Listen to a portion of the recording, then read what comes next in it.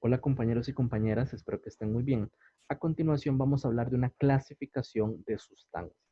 Tenemos lo que se llaman sustancias moleculares y otras que son sustancias iónicas. Básicamente esta clasificación, si bien la vamos a estudiar mucho más a fondo cuando hablemos de teoría del enlace, vamos a utilizarla desde ya porque es muy importante para el tema de nomenclatura. Vean que cuando uno domina el tema de nomenclatura, hay varias formas de nomenclatura, existen varios sistemas. ¿Cuál sistema se utiliza? El sistema que uno utiliza depende si se trata de una sustancia molecular o de una sustancia iónica. Por eso es importante. La otra razón, porque alguien podrá decir, si solo es por nomenclatura, en realidad esta clasificación no interesa mucho. Bueno, uno, por el hecho de saber cuál nomenclatura utilizar, pues sí importa. Y segundo, también no solo es por nomenclatura. Las sustancias moleculares tienen ciertas propiedades físicas y químicas, mientras que las sustancias iónicas tienen otras propiedades físicas y químicas. Por eso es importante desde ya poder clasificarlo. Entonces, ¿cómo podemos identificarlo? Ya vamos a hablar un poquito de las características de cada uno, pero ¿cómo lo identifico? Si me dan una lista de sustancias y yo pongo, ok, bueno, cloruro de sodio, ácido clorhídrico, agua y vamos a poner también óxido de hierro 3. De esas, ¿cuáles son moleculares y cuáles son iónicas? Hay un método muy fácil que es simplemente identificar si se trata de metales o no metales. Entonces vean que en el video anterior nosotros ya estudiamos cuáles eran los metales y cuáles eran los no metales. Así que es muy fácil. Simple y llanamente digo, ok, esto tiene un metal. Ok, esto no tiene metales, no metales, aquí hay un metal. Si al menos uno de los componentes es un metal, vamos a decir que se trata de una sustancia iónica. Entonces, tanto el cloruro de sodio como el óxido de hierro 3 son sustancias iónicas. Mientras que si solo son no metales, va a tratarse de sustancias moleculares. Entonces, el HCl y el agua, como no tienen metales, se trata de sustancias moleculares. Entonces vean que es muy sencillo. Si dentro de la fórmula hay al menos un metal, iónico. Si no hay ni un solo metal, molecular. Entonces vean que ya tenemos la mitad del camino recorrido, ya sabemos cómo clasificarlo. Ahora vamos a entender o explicar un poquito qué hace que sean diferentes. Insisto, esto lo vamos a estudiar a profundidad más adelante en el tema de el enlace químico. Pero por ahora, lo que quiero que quede claro es lo siguiente. Las sustancias moleculares están, como acabo de decir, formadas por moléculas. Entonces, ¿qué es una molécula? Nosotros ya lo vimos en un video de la unidad temática número 1, en el cual se dijo, de forma muy general, bastante, algo ambigua inclusive, que las moléculas eran la unión química de átomos. ¿Pero qué significa eso? Es básicamente en el caso del agua, que yo tengo el oxígeno y el oxígeno está pegado a dos hidrógenos. Forman lo que nosotros llamamos una entidad discreta. ¿Qué es una entidad discreta? Digamos, ustedes agarran un vaso con agua. Ahí evidentemente van a haber átomos de oxígeno y átomos de hidrógeno, pero en realidad uno de oxígeno va a estar pegado de alguna forma, que vamos a estudiar más adelante, a dos de hidrógeno. Entonces, van a formar una sola cosa. Es como si fuera un solo objeto. Por eso se habla de una entidad discreta. Ese objeto está formado por varias partes. Es como hablar de un tele. Y un televisor es un solo objeto. Obviamente podemos desarmarlo y tiene varias partes, pero una vez que están armadas, pegadas, es un solo objeto.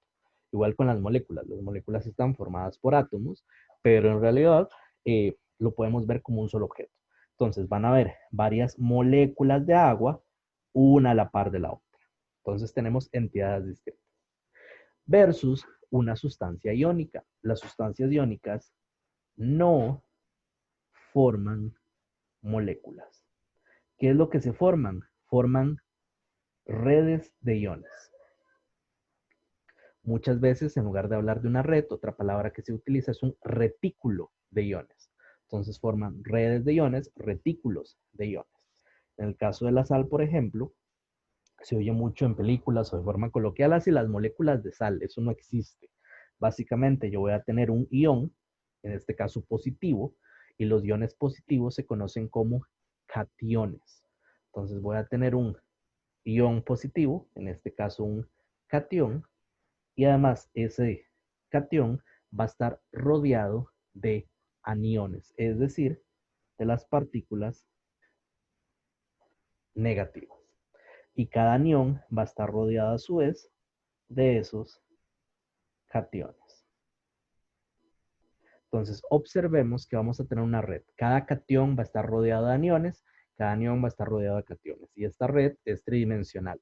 En este caso, va a estar rodeado por cada ion sodio, va a estar rodeado de 6 iones cloruro, uno por esos 4 que muestro, también uno por encima de la pantalla y uno por detrás de la pantalla. Insisto, es tridimensional. Entonces, vean que ahí en las sustancias iónicas tenemos redes de iones, no únicamente las moléculas. Entonces, sustancias moleculares, moléculas, esas entidades discretas, eso implica ciertas características físicas y químicas versus las sustancias iónicas que no forman moléculas, sino redes de iones, y eso involucra ciertas propiedades físicas y químicas que vamos a estudiar a profundidad más adelante. Y muy importante, cada uno de estos tiene su nomenclatura en particular. Solo dos detallitos para terminar esto. Número uno, hay ciertas excepciones. Por ejemplo, la excepción más común son las sales, las sustancias que tienen ion amonio. El ion amonio es un ion, pero compuesto, tiene varios átomos que tienen carga. Entonces, eso se conoce como ion poliatómico. Entonces, todas las sales que tengan el ion amonio, por ejemplo, cloruro de amonio, sulfato de amonio, todo lo que tenga ion amonio sigue siendo una sustancia iónica. ¿Por qué? Alguien dirá, pero es que solo tiene no metales, porque igual forma una red de iones. Nada más que en lugar del ion sodio y el ion cloruro, vamos a tener el ion amonio, por ejemplo, en el caso del cloruro de amonio, el ion amonio rodeado de iones cloruro y cada ion cloruro rodeado de iones amonio.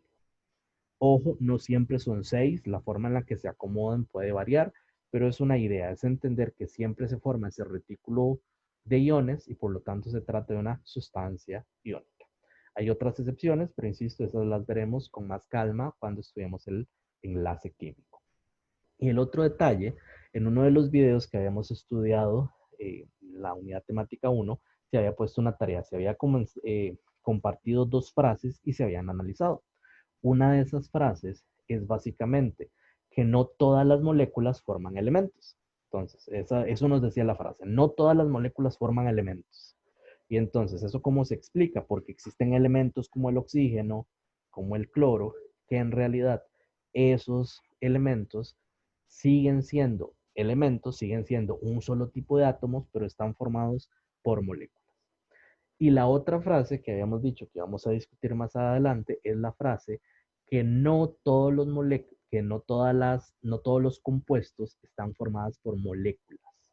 Y es el caso. Vean que estas cuatro sustancias que estoy presentando son compuestos, todos son compuestos, pero no todos esos compuestos están formados por moléculas.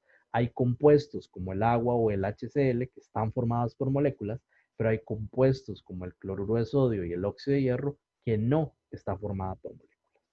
Ok. Si alguien tiene alguna duda, pregunta o comentario, puede volver a ver el video o si no, puede comunicarse con su profesor respectivo. Hasta luego.